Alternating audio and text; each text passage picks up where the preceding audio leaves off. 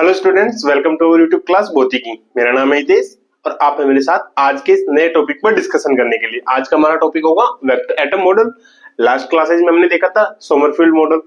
Sommerfeld जिसने bore के जो मॉडल था, बोर के मॉडल को एक्सटेंड किया था, आगे उसको रिलेटिविस्टिक करेक्शन की तरफ लेके गए थे। उसके बारे में हमने डिस्कस किया। आज की क्लास में हम डिस्कस करेंगे वेक्टर एटम मॉडल के बारे में। तो in general vector atom model के बारे में डिस्कशन करने से पहले, जैसे हम पहले से चलते आ रहे हैं, जो भी हम टॉपिक स्टार्ट करते हैं कि इस टॉपिक की हमें नीड क्यों पड़ी, मतलब हमने पढ़ा वेक्टर एटम मॉडल, बट इसकी जरूरत हमें क्यों पड़ी। तो पहले हम उसके बारे में देख लेते हैं कि हमें इसकी जरूरत क्यों पड़ी। वेक्टर एटम मॉडल मतलब उसके बारे में क्या देखते हैं हम, हिस्टोरिकल बैकग्राउंड इसका।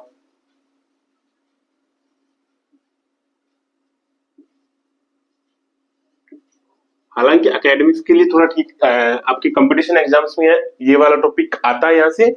हालांकि अभी आपका जो CSIR नेट का एग्जाम आने वाला है, वहां पे यहाँ से का एक क्वेश्चन जरूर आता है। ओके, उसमें ये चीजें नहीं पूछता एकेडमिक हिस्टोरिकल बैकग्राउंड के, बट आपके जो एकेडमिक्स आपके एकेडमिक्स में उसमें आपको पता होना चाहिए कि why we use vector atom model.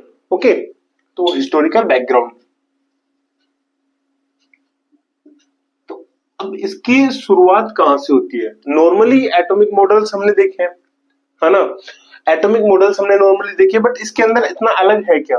तो इसके अंदर मेनली जो फंडा है, मेनली फंडा किसका है, इसका जो वेक्टर हम क्वांटिटी यहाँ पे लेके चल रहे हैं, इस वेक्टर क्वांटिटी का यहाँ पे मेन फंडा है, मेन रूल है।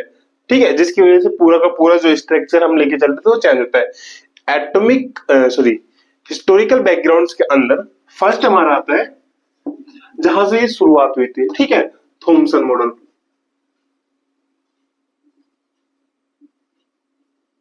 और ये थॉमसन मॉडल हमारे पास कब आता है, ये मॉडल हमारे पास आता है 1904 के अंदर।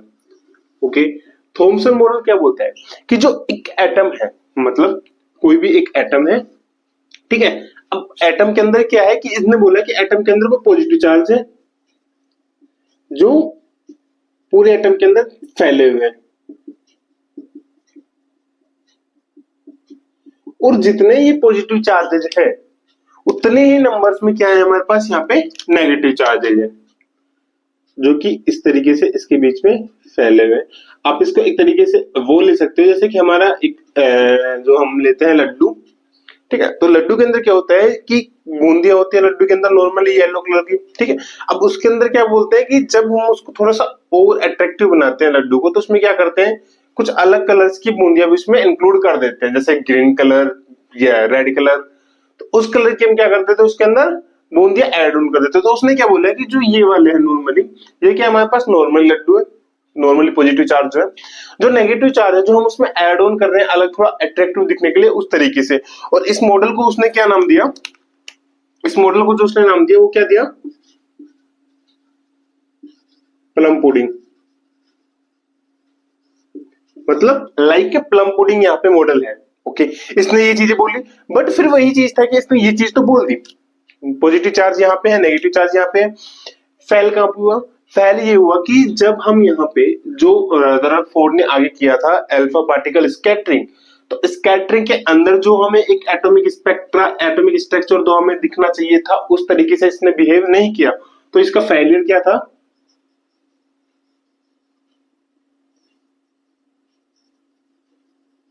Fail to explain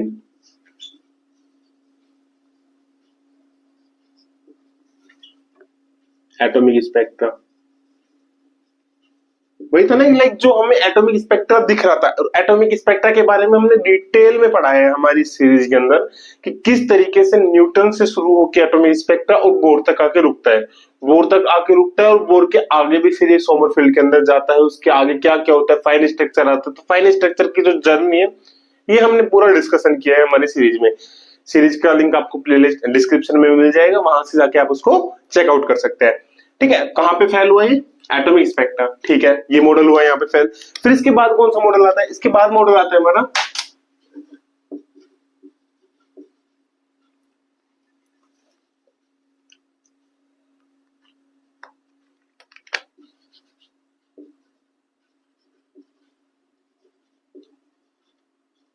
Rutherford.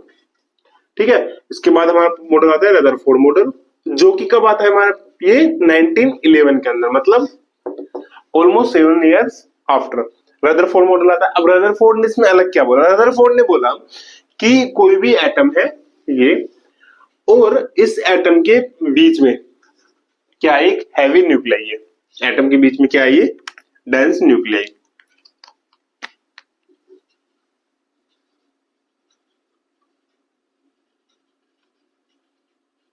ये डेंस न्यूक्लियर, और डेंस क्यों बोला इसको, भारी क्यों बोला, क्योंकि इसके अंदर इलेक्ट्रॉन तो क्या था, इलेक्ट्रॉन को इसके चारों तरफ रिवॉल्व कर रहे हैं, बट जो प्रोटॉन है, अब हमें पता है कि जब एटम स्टेबल होगा तो एटम स्टेबिलिटी के लिए क्या करेगा, number of electrons equals to number of proton. तो नंबर ऑफ इलेक्ट्रॉन्स तो यहाँ पे फैले हुए पूरे के अंदर एटम्स के अंदर, बट जो नंबर ऑफ प्रोटॉन है जो उसके इक्वल है वो क्या है, पूरे में ना फैलते हुए, जैसे इसने बोला पूरे में फैले हुए, पूरे में ना फैलते हुए सिर्फ यहाँ पे सेंटर के अंदर, तो इसको हमने क्या बोला, जो बीच में यहाँ पे इसको क्या बोला हमने, न्यूक्लियस। और जो इलेक्ट्रॉन है, इलेक्ट्रॉन का इसने बोला कि इलेक्ट्रॉन इसके चारों तरफ रिवॉल्व कर रहे हैं नॉर्मली कहीं भी, ठीक है, ये क्या कर रहे हैं, रिवॉल्व कर रहे हैं न्यूक्लियस के चारों तरफ। ओके, बट इन्होंने ये जो थ्योरी दी थी अपनी, ये किसके बेसिस पे दी थी, इसने क्लासिकल बेसिस पे दी थी। बट फिर वही फेल हुआ कि क्लासिकल बेसिस पे अगर इसने अपनी थ्योरी दी तो क्लासिकल के अकॉर्डिंग तो ये होगा कि अगर कोई भी पार्टिकल है, कोई भी हम थिंग्स मान सकते हैं इन रियल वर्ल्ड में कि अगर वो ट्रेवल कर रही है, अगर वो एक्सेलरेट कर रही है, तो एक पर्टिकुलर टाइम के बाद वो क्या करते हैं, अपनी एनर्जी को धीरे धीरे धीरे धीरे कम करते जाती है। मतलब अगर ये इसके चारों तरफ रिवॉल्व कर रहे हैं तो एक पर्टिकुलर एनर्जी की वजह से, ये वाला इलेक्ट्रॉन है अगर ये इसके चारों तरफ रिवॉल्व कर रहा है तो ये क्या करेगा, इसके चारों तरफ रिवॉल्व करेगा, एनर्जी क्या करेगा, रेडिएट करेगा, एनर्जी रेडिएट करेगा, एनर्जी मतलब रेडिएट मतलब निकालता जाएगा, और निकालते निकालते निकालते निकालते ये इस तरीके से इसके अंदर न्यूक्लियस के अंदर आ जाएगा according to the Rutherford model. Actually में ऐसा नहीं होता बट इसके अकॉर्डिंग। तो यहाँ पे फिर ये क्या हुआ, फेल हुआ। तो रदरफोर्ड कहां फेल हुआ,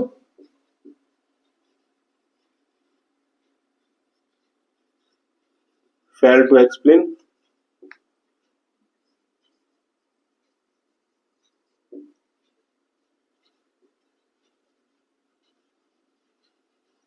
fail to explain atomic stability, ठीक है। ऑल्सो स्पेक्ट्रल लाइंस,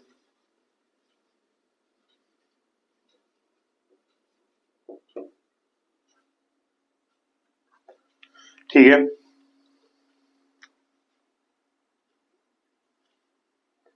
अब रदरफोर्ड आ गया, थॉमसन आ गया, इसके बाद कौन आए, इसके बाद आते हैं हमारे नील्स बोर साहब। थर्ड वन कौन आता है हमारे पास,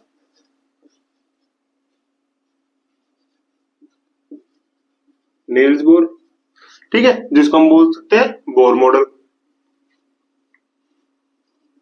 कब आए थे, 1913 के अंदर।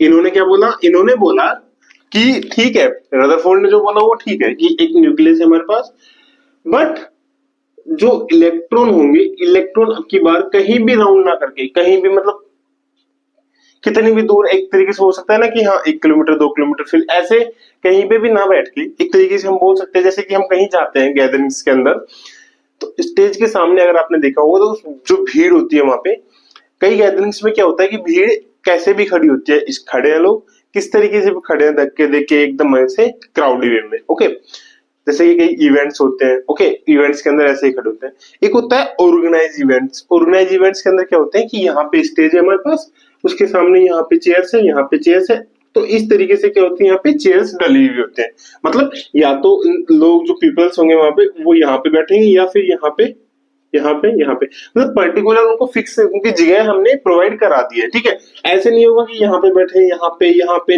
उनके बीच में नहीं होगा, कहीं पे भी पर्टिकुलर इन्हीं जगह पे बैठेगा। तो रदरफोर्ड जो बोर ने बोला, बोर ने क्या बोला कि न्यूक्लियस तो यहाँ पे है, न्यूक्लियस के चारों तरफ जो इलेक्ट्रॉन्स होंगे वो इलेक्ट्रॉन्स क्या करेंगे, एक पर्टिकुलर एनर्जी के अंदर, एक पर्टिकुलर एनर्जी लेवल्स के अंदर ही क्या करेंगे, रिवॉल्व करेंगे, जिसको इन्होंने क्या नाम दिया था फिर से,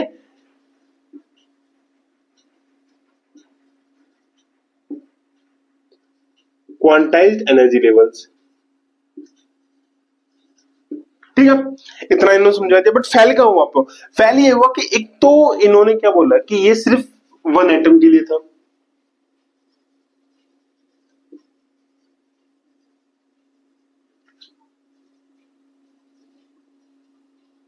ठीक है, only for one electron atoms. Second thing यहाँ पे क्या था कि इन्होंने ये तो बताया कि यहाँ पे हमें पास स्पेक्ट्रल लेंस मिलेगी, बट हमने जो स्पेक्ट्रा हमने देखा, स्पेक्ट्रा को हमने ऑब्जर्व करा, तो उसके अंदर हमने देखा कि ब्राइट लाइन तो हमें मिल रही है, नॉर्मली ब्राइट लाइन हमें मिलेगी, बट उसके पास में हमें क्या मिल रहा है, हल्की हल्की सी जो लाइट होती है वो कम होती हुई जा रही है वहां पे स्पेक्ट्रा के अंदर। तो जो लाइट कम हो रही है, जो फाइन स्ट्रक्चर, और हमने जो उसको बारीकी से देखा तो हमें वहां पे भी क्या मिला, अलग अलग लाइंस मिली, बट उन लाइंस को समझाने में क्या हुआ, ये फेल हुआ। ओके, तो ये क्या हुआ था यहाँ पे, एक तो हमारे पास ये मिला था quantize circular orbit for electron, fail का हो गया only for one electron atom, fail to explain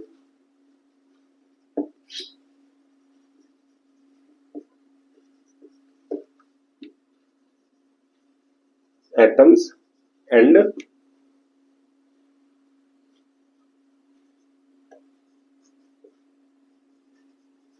fine structure।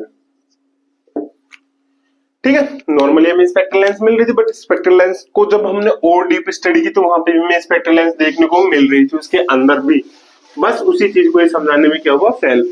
फिर हमने जैसे कि हमारे लास्ट क्लास में देखा था, इसी को आगे एक्सटेंड किया था, कोई नया रूल नहीं लेके आया था, इसी को थोड़ा आगे एक्सटेंड करके फोर्थ हमारे कौन से आए थे, सोमरफेल्ड।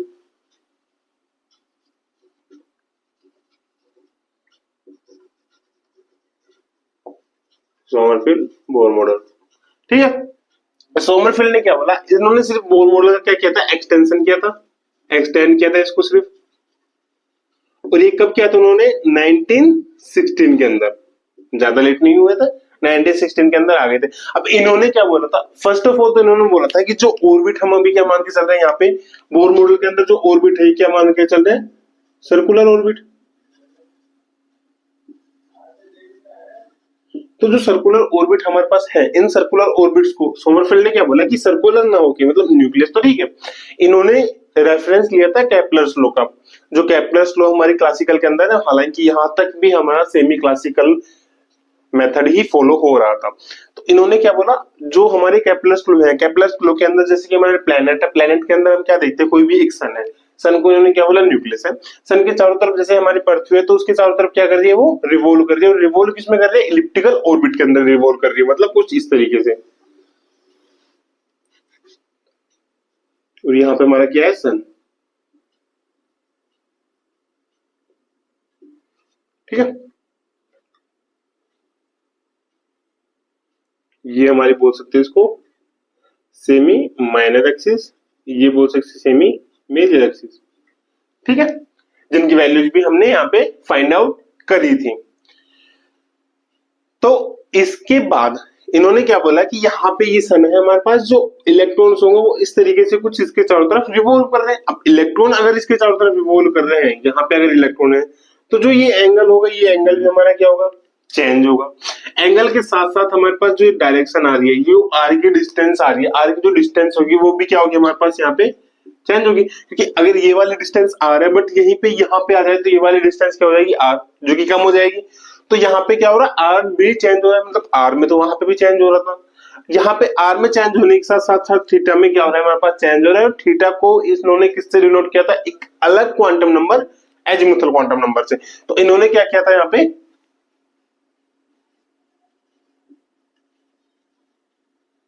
इंट्रोड्यूस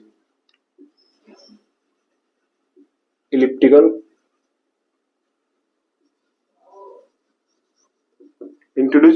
orbit and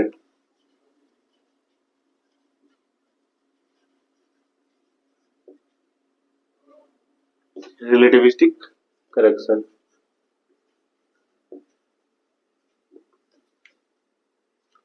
ठीक है, रिलेटिविस्टिक करेक्शन बेसिकली आप ये समझ सकते हैं कि हमने क्या बोला, एटम्स के अंदर इलेक्ट्रॉन्स है, जितना एटम छोटा हो, मतलब जितना डेंस हम लेके चलेंगे, एटम्स के अंदर इलेक्ट्रॉन्स जो होगा उसकी जो काइनेटिक एनर्जी है, उस काइनेटिक एनर्जी को हम एक नॉर्मल काइनेटिक एनर्जी ना कंसीडर करके उसको हम बोल सकते हैं लाइट स्पीड से वो क्या कर रही है, ट्रेवल कर रही है। और जब भी हम किसी भी स्पीड को लाइट स्पीड से रिलेट करते हैं, तो लाइट स्पीड से रिलेट करने के टाइम पे हमारे पास क्या होता है, वहां पे उसको हम एक रिलेटिविस्टिक केस के अंदर पहुंचा देते हैं, क्योंकि बहुत ज्यादा तेज वो क्या कर रही है, वहां पे स्पीड मोशन कर रही है। ठीक है, मोशन के अंदर, तो वहां पे क्या होगा, रिलेटिविस्टिक करेक्शन। फेल कहाँ पे हुआ ये? फेल सेम ये चीज हुआ फेल यहाँ पे कि इन्होंने ये चीज बताई, रिलेटिविस्टिक करेक्शन बता दिया, और रिलेटिविस्टिक करेक्शन के साथ साथ इन्होंने क्या समझाया, स्पेक्ट्रल लाइंस का जो फाइन स्ट्रक्चर था, explain fine structure of spectral lines but failed to explain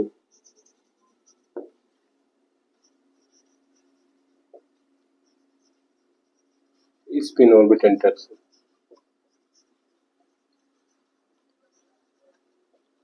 मतलब इन्होंने ये चीज तो समझाई कि हमें यहाँ पे फाइन स्ट्रक्चर होगा एनर्जी के थ्रू, जो काइनेटिक एनर्जी हमारी चेंज हो रही है, काइनेटिक एनर्जी को जो हम मान के चल रहे हैं क्या बोलते हैं, कंपेयर कर रहे हैं स्पीड ऑफ लाइट से। बट अगेन हमें पता था कि इलेक्ट्रॉन इलेक्ट्रॉन क्या था, उसके अंदर स्पिन्स होती है, बट वो इलेक्ट्रॉन की जो स्पिन थी, इलेक्ट्रॉन स्पिन थी, ये हमें कब पता चला था? ये हमें पता चला था 1925 में। 1925 में ये किसने किया था?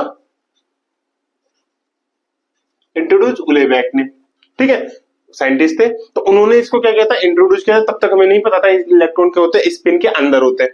तो ये चीज वो क्या करा, यहाँ पे समझा तो दी, बट कंप्लीटली जो फाइन स्ट्रक्चर होता है उसको समझाने में क्या हुआ, फेल हुए। आगे हमने तो ये सारी चीजें देखी इसमें हिस्टोरिकल बैकग्राउंड के अंदर, यहाँ पे क्या हुआ, ये सारी चीजें यहाँ पे उसकी फेल हुई। फिर अब यहां से हमें एक रोड मैप मिला है, यहाँ पे रोड मैप हमें क्या मिला है कि इस तरीके से हो सकती है, मतलब अब ये वाली गलतियां तो यहाँ पे नहीं होंगी रिपीट, ठीक है। रोड मैप के रूप में हमें क्या मिला है कि ये गलतियां तो यहाँ पे रिपीट नहीं करनी है। तो हमें करना क्या है यहाँ पे, तो करने के लिए हमारे पास क्या है, वेक्टर एटम मॉडल। अब वेक्टर एटम मॉडल के अंदर हमने ऐसा क्या अलग किया कि ये सारा सारा चेंज हो गया यहाँ पे, राइट। तो हमें इस वेक्टर एटम मॉडल की नीड क्यों पड़ी?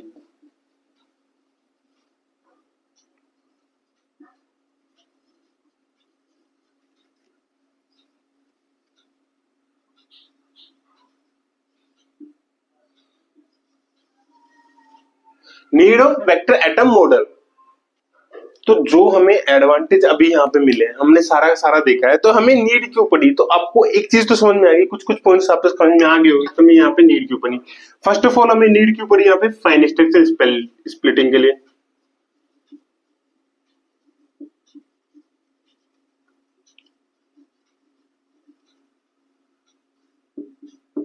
Fine structure splitting in atomic spectrum, spectrum, ठीक है, रिक्वायर्ड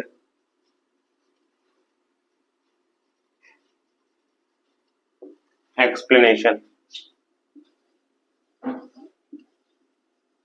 beyond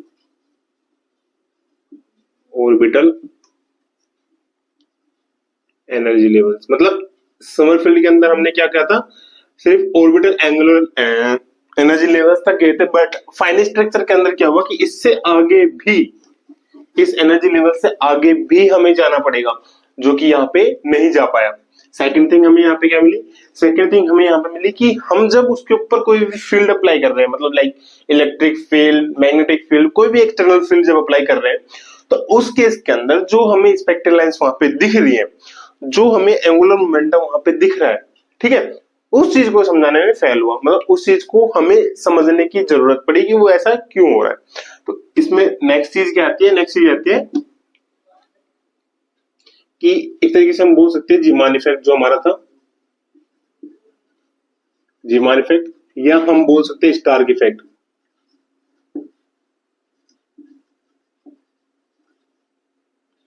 इफेक्ट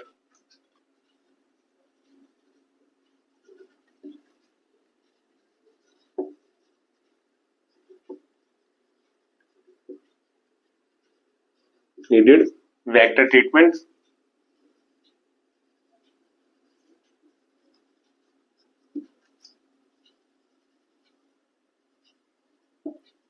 why क्योंकि हमें क्या पता है, जो जीमान इफेक्ट होता है मेनली पता है मैग्नेटिक फील्ड की वजह से होता है, स्टार्क इफेक्ट किसकी वजह से होता है, इलेक्ट्रिक फील्ड की वजह से होता है। और हमें पता है जो मैग्नेटिक फील्ड और इलेक्ट्रिक फील्ड होता है उनकी क्या होती है, मैग्नीट्यूड के साथ साथ उनकी क्या होती है, डायरेक्शन होती है। अब डायरेक्शन, इससे पहले हमें डायरेक्शन पता नहीं थी, एटॉमिक के अंदर जो इलेक्ट्रॉन्स मूव कर रहे हैं किस डायरेक्शन में जा रहे हैं, कहां जा रहे हैं, कुछ नहीं हमें पता था। ठीक है, जो एंगुलर मोमेंटम इनका होता है उसकी डायरेक्शन हमें यहाँ पे नहीं पता थी। हालांकि हमने बोर के अंदर एंगुलर मोमेंटम देखा था, बट बोर के अंदर जो एंगुलर मोमेंटम हमने लिया था जो एन एच करता, फिर उसको जब रिफाइन किया तो हमारे पास क्या आ गया था, ये L L L plus one H कर। तो जो ये वाला हमारे पास आया था, ये क्या आया था हमारे पास, ये वाले आया था हमारे पास मैग्नीट्यूड फॉर्म्स इनके।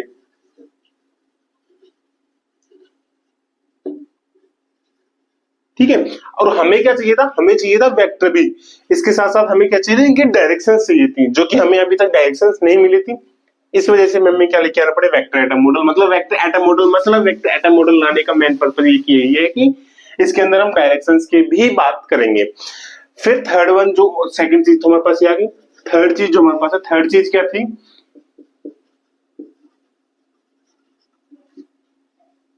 No clear model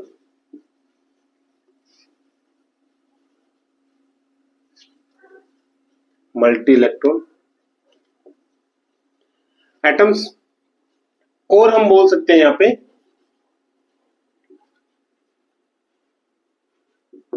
spin orbit coupling.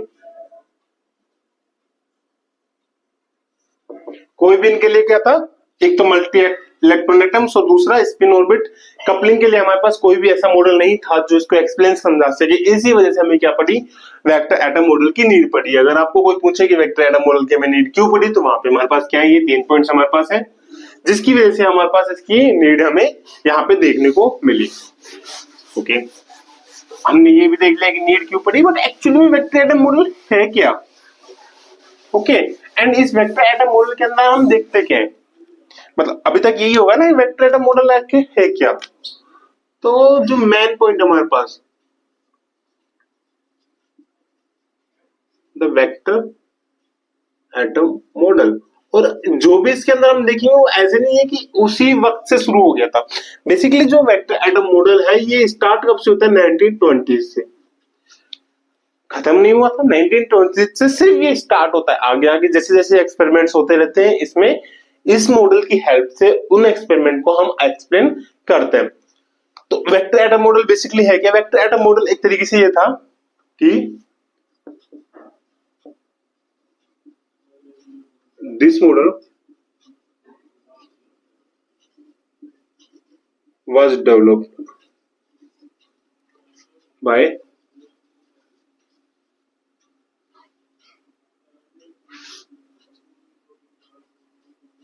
Physicist. और कौन कौन, जैसे कि हमारे बोर आए, सोमरफील्ड आए। ठीक है, क्योंकि इन्होंने एंगुलर मोमेंटम तो बताया था, मैग्नीट्यूड तो हमें बता दिया था, हमें सिर्फ क्या चाहिए थी, डायरेक्शन चाहिए थी जिसमें वेक्टर आ गया था। ठीक है, एक हमारे पास लैंडे आए, जिसमें हम लैंडेज फैक्टर का भी यूज करेंगे आगे। ठीक है, एंड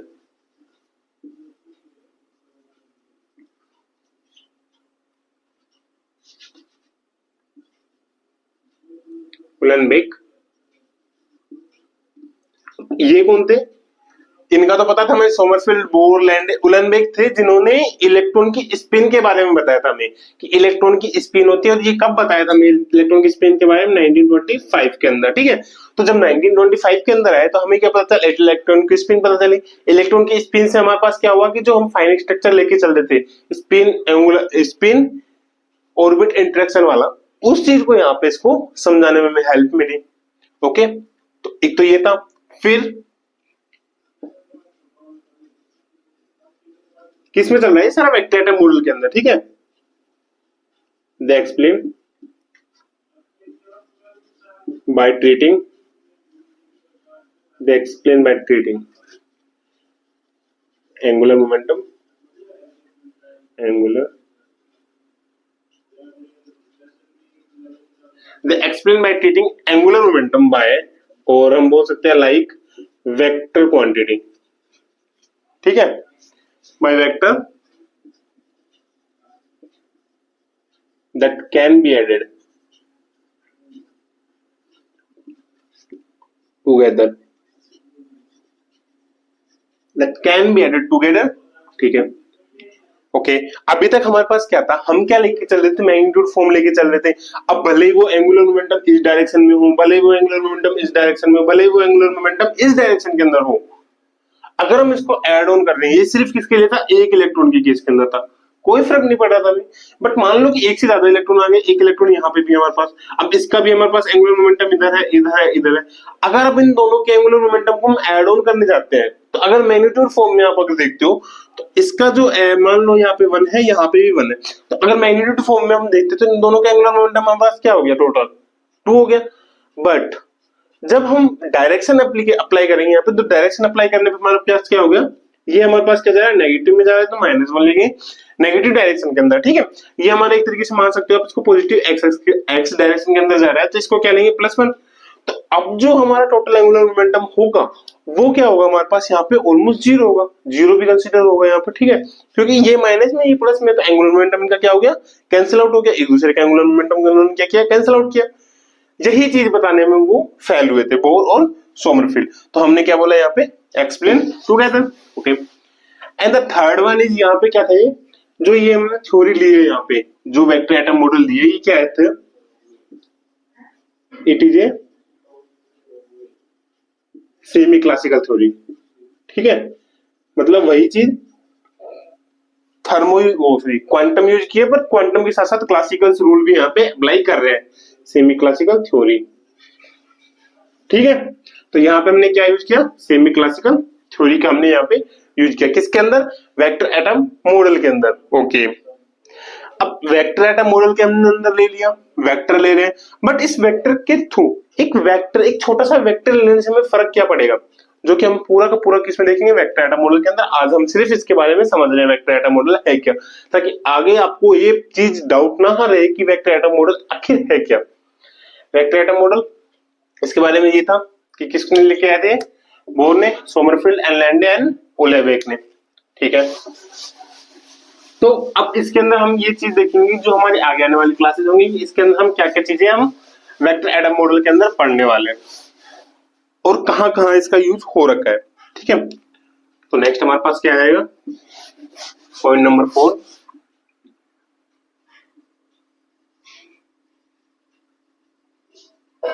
की कॉन्सेप्ट्स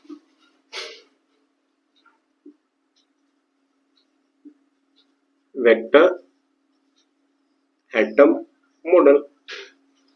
इसके की कॉन्सेप्ट मतलब कौन कौन से कॉन्सेप्ट्स हैं जो हम वेक्टर एटम मॉडल की मदद के से हम उसको समझते हैं, ठीक है। तो एक तो आपने अभी समझ लिया होगा कि जब हम एंगुलर मोमेंटम की बात कर ही रहे हैं, तो इसमें एक कॉन्सेप्ट तो हमारा कौन सा आता है, इलेक्ट्रॉन एंगुलर मोमेंटम,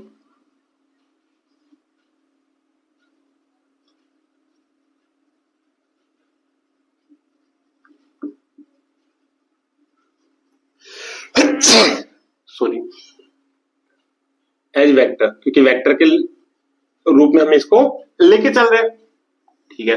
इसके अंदर क्या नया था, इसके अंदर नया चीज ये थी कि हम यहाँ पे क्या लेके चलते थे, जो सोमरफील्ड से हमने लेके आया था, सोमरफील्ड से हमने क्या लेके आया था, orbital angular momentum,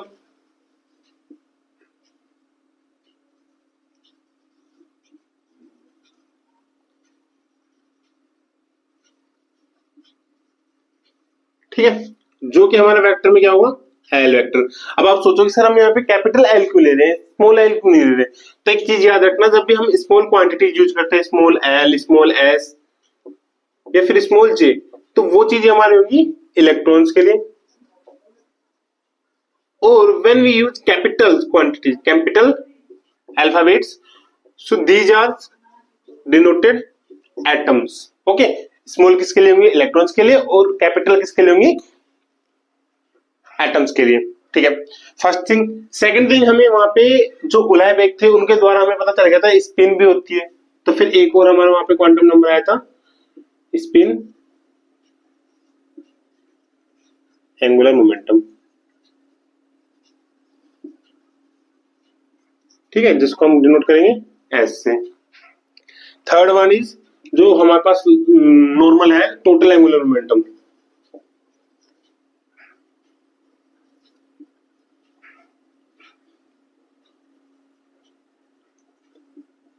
total angular momentum हमारा क्या होता है, जे वेक्टर से जिसको डिनोट करते हैं, और ये हमारे पास होगा L vector plus S vector.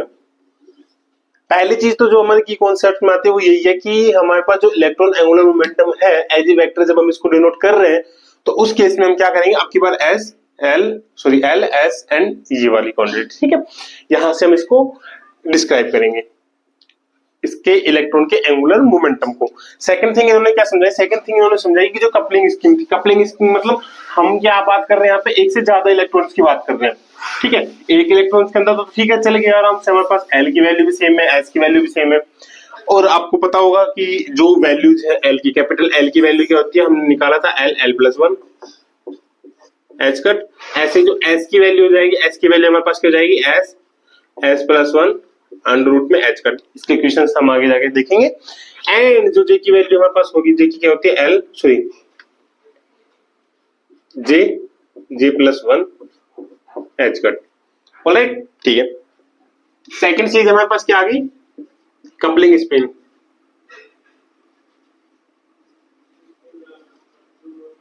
Coupling schemes. अब आपने दो चीजें देखी होगी अगर आपने याद हो तो, कि हम जब दो इलेक्ट्रॉन जो मल्टी इलेक्ट्रॉन्स के अंदर जाते हैं, मल्टी इलेक्ट्रॉन एटम्स के अंदर जाते हैं, तो वहां पे हम देखते हैं कि जो उनकी एंगुलर मोमेंटम, हम ऑर्बिटल एंगुलर मोमेंटम निकालेंगे total, spin angular momentum total देखते हैं, एंड ऑल्सो हम देखते हैं टोटल एंगुलर मोमेंटम एल की वैल्यू, ठीक है, जिसको हम स्पेक्ट्रोस्कोपिक टर्म्स में भी जब हम यूज लेते हैं, स्पेक्ट्रोस्कोपिक टर्म्स जब हम यूज करते हैं तो वहां पे भी हम यही चीज यूज करते हैं कि हमें कोई एटम दे रखा होता है और उससे हम वहां पे स्पेक्ट्रोस्कोपिक टर्म को डिफाइन करते हैं, है ना। तो कपलिंग स्कीम्स के अंदर क्या होता है, बेसिकली कपलिंग स्कीम्स के अंदर दो टाइप के होते हैं ये, ठीक है। देयर आर, यहाँ पे हम डीप में नहीं जाएंगे, डीप में हम इसको अलग से पढ़ेंगे, काफी अच्छा टॉपिक है, इसके क्वेश्चंस भी काफी अच्छे आते हैं। कौन कौन से होते हैं, फर्स्ट वन होता है हमारे पास एल एस कपलिंग, ठीक है, और जिसको हम बोल सकते हैं दूसरा भी इसका नाम होता है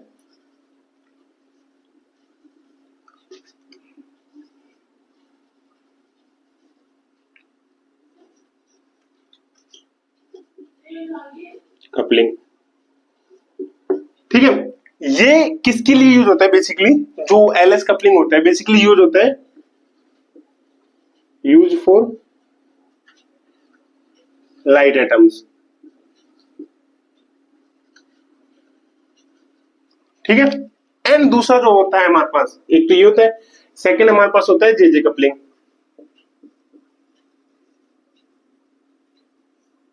जे कपलिंग, ठीक है। जे कपलिंग क्या होता है हमारे पास, और जो डोमिनेट होता है यहाँ पे, इसमें क्या होता है,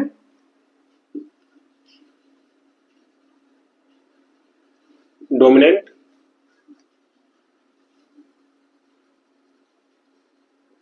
हैवियर एटम। मतलब हैवी एटम्स के लिए क्या होता है, मेनली जो हम हैवी एटम्स के रूप में यूज करेंगे वो किसको करेंगे, हम जे कपलिंग को हम यहाँ पे यूज करके चलेंगे, ठीक है। लाइट के लिए क्या हो गया एल एस कपलिंग, और हैवी के लिए क्या हो गया जे कपलिंग।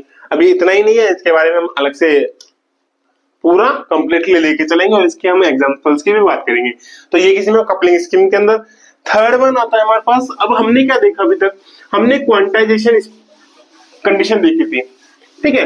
और क्वांटाइजेशन जो कंडीशन हमने देखी थी वो किसमें देखी थी, एनर्जी लेवल्स के अंदर देखी थी, और वो एनर्जी लेवल्स में जब क्वांटाइजेशन कंडीशन हमने देखी थी तो हमने क्या बोला था कि जो एनर्जी डिफरेंस होगा बीच में, वो एनर्जी डिफरेंस एक फिक्स अमाउंट का होगा, जो फिक्स अमाउंट हम लेके चल रहे थे वो किसमें लेके चल रहे थे, हम मैग्नीट्यूड फॉर्म में लेके चल रहे थे, जो हम लेके चल रहे थे ना एच म्यू, कि जो बीच का डिस्टेंस होगा वो कितना होगा, एच म्यू का डिस्टेंस होगा। तो ये क्या लेके चल रहे थे, हम एक क्वांटाइज्ड कंडीशन ले ली कि इसके ही मल्टीपल में हमारे पास क्या होगा, क्वांटिटी हाँ आएगी, जैसे कि हम एन एच कट लेके चल रहे थे जो भी, तो इसी के मल्टीपल में हमारे पास एनर्जी लेवल्स दिखेंगे, ठीक है। बट वेक्टर के अंदर क्या होगी कि मैग्नीट्यूड तो है, प्लस मैग्नीट्यूड के साथ साथ हमारे पास यहाँ पे क्या चीज ऐड ऑन होगी, आपकी बात डायरेक्शन ऐड ऑन होगी, ठीक है। तो ये क्या समझाता है यहाँ पे, थर्ड जो हमारे पास होता है space quantization,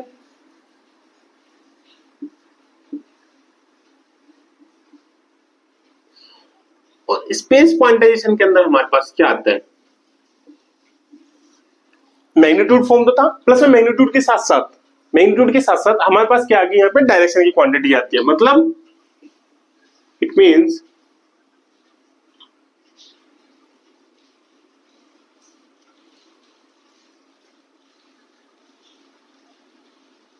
angular momentum can only point out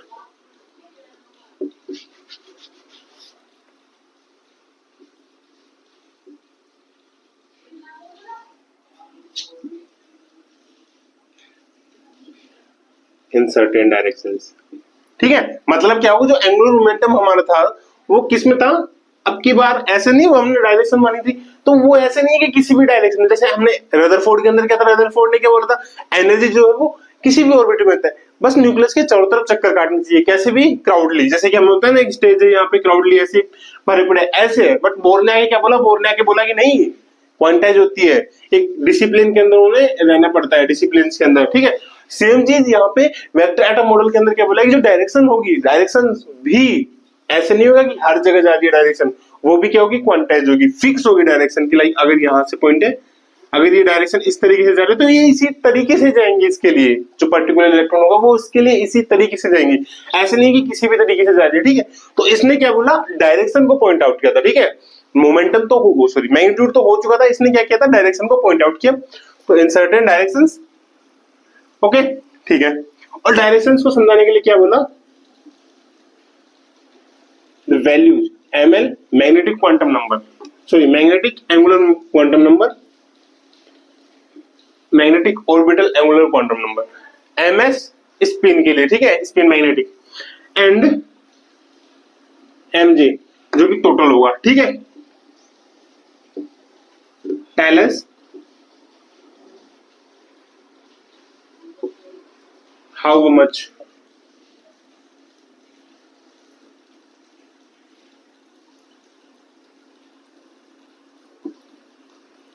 angular momentum points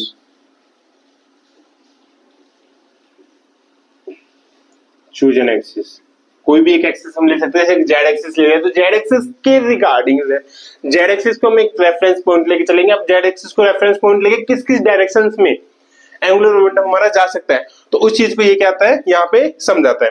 ठीक है, और अब हमने बोल तो दिया था स्पेस क्वांटाइजेशन, बट इसको एक्सप्लेन भी तो करना होता है ना। सो दिस स्पेस क्वांटाइजेशन, और इस स्पेस क्वांटाइजेशन के साथ साथ एक रूल हमारा और आता है, जो कि हमारा क्या होता है, एंड इलेक्ट्रॉन स्पिन। क्योंकि बिना एक्सपेरिमेंट के हम नहीं मान सकते कि चीजें होती है, कुछ भी बोल के चल सकते हैं, जैसे बोर ने बोला था बेटा एक्सपेरिमेंट के टाइम पे फेल हुआ वो, तो this space quantization electron spin से have been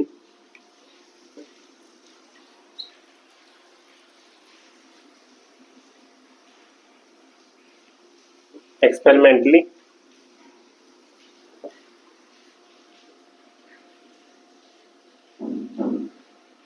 confirmed by Stern Garlic experiment।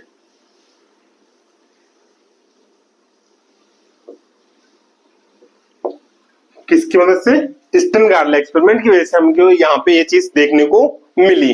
ठीक है, कि जो स्पेस क्वांटाइजेशन हम यहाँ पे कंडीशन लेके चल रहे हैं, और सेकंड चीज इलेक्ट्रॉन स्पिन जो लेके चल रहे हैं वो किस तरीके से हम लेके चल रहे हैं, उसको कंफर्म हमने किसने लिया, स्टर्न गार्लिक एक्सपेरिमेंट से। ऐसे ही जब हमने वहां पे एनर्जी का जो क्वांटाइजेशन रूल लिया था वो किसका यूज किया था हमने वहां पे, प्लांक मैक्स प्लांक का जो एक्सपेरिमेंट था उसका यूज किया था हमने वहां पे बोर के मॉडल में। यहाँ पे हमने किसका यूज किया, स्टर्न गार्लिक एक्सपेरिमेंट के बारे में।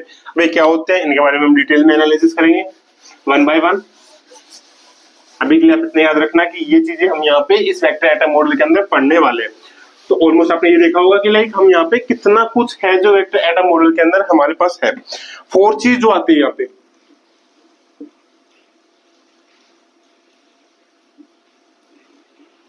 लैंडेजी फैक्टर, अब लैंडेज फैक्टर का यूज है क्या? बेसिकली इसका यूज होता है जब हम एक्सटर्नल फील्ड अप्लाई करते हैं एटम के अंदर, तो एक्सटर्नल फील्ड जब अप्लाई करते हैं एटम्स के अंदर तब वहां पे ये फैक्टर हमारे पास देखने को मिलता है। और इस फैक्टर का क्या यूज है वो भी हम तब देखेंगे।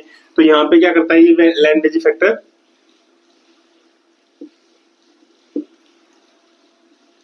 एक्सप्लेन द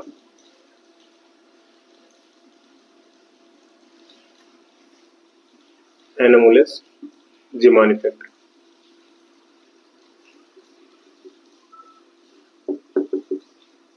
ठीक है, उसको क्या करता है ये एक्सप्लेन करता है एनोमलस जीमान इफेक्ट को, जिसमें हम क्या बोलेंगे मैग्नेटिक फील्ड के अंदर जब हम जाएंगे तो मैग्नेटिक फील्ड के अंदर इसको हम एक्सप्लेन वहां पे करेंगे।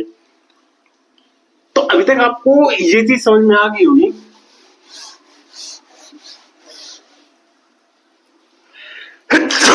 सॉरी, अभी तक आपको ये चीज समझ में आ गई कि वेक्टर एटम मॉडल के अंदर हम क्या क्या करने वाले हैं। ठीक है, तो एक चीज आपको क्या क्या समझ में आई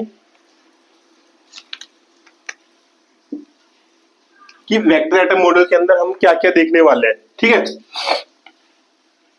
पहली चीज यहां पे देख लेना कि कहां इसका यूज हुआ। ठीक है, या फिर हम बोल सकते हैं यूजफुल। फर्स्ट थिंग इन्होंने क्या समझाया, it help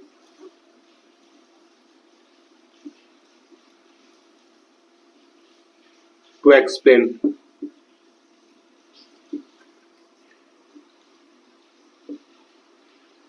tiny details in atomic spectrum। ठीक है, जिसको हमने क्या बोला था यहाँ पे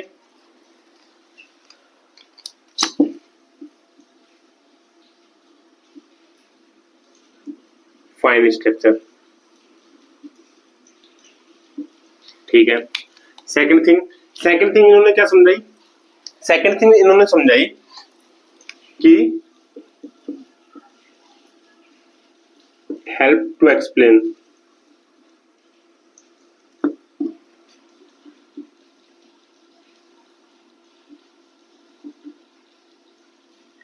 to explain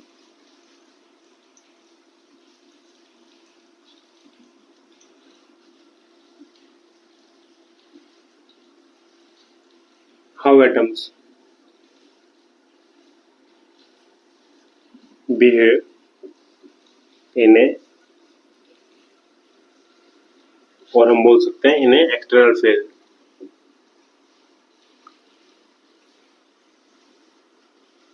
जिसकी मदद से हम क्या पढ़ेंगे यहाँ पे Zeeman effect, Stark effect, Paschen Back effect, सारे के सारे किसके ऊपर है, एक्सटर्नल फील्ड के ऊपर है। और उनका रिलेशन कहां से है, यहीं से है वेक्टर एटम मॉडल से। ठीक है, थर्ड वन हम यहाँ पे क्या देखते हैं, थर्ड वन हम देखते हैं it give a way to describe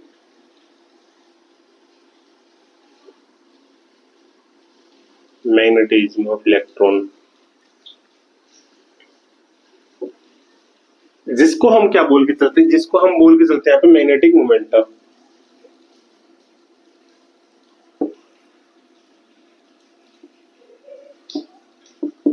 ठीक है, ये चीज इसने बताई। फोर्थ चीज जो यहाँ पे यूजफुल हमारे पास हुआ वेक्टर एटम मॉडल से, ये क्या हुआ, it help scientists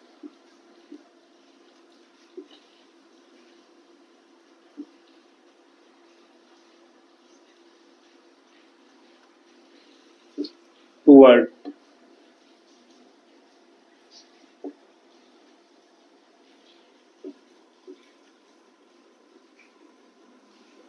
modern quantum mechanics.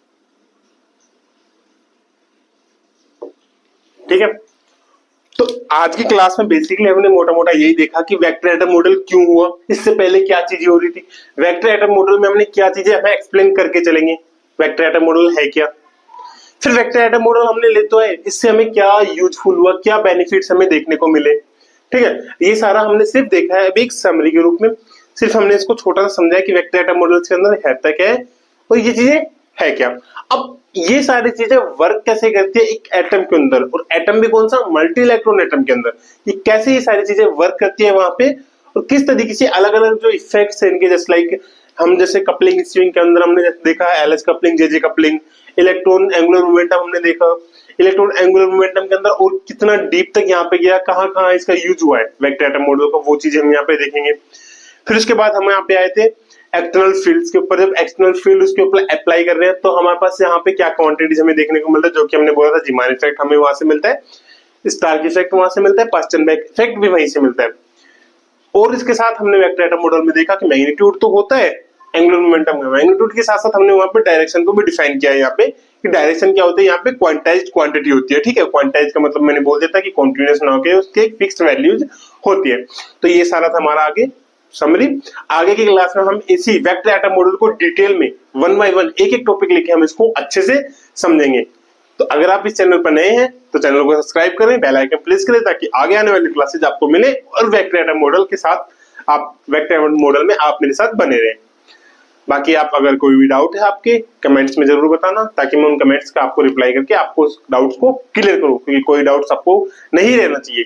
और हाँ, वेक्टर एटम मॉडल इंपॉर्टेंट है for the CSIR net, IIT JEM, और IIT JEM का भी एग्जाम नहीं है आपका, ये अभी एग्जाम आ रहा है CSIR नेट का। तो CSIR नेट के अंदर ये वाला टॉपिक बहुत इंपॉर्टेंट है, यहाँ से डायरेक्ट क्वेश्चन आता है, ठीक है।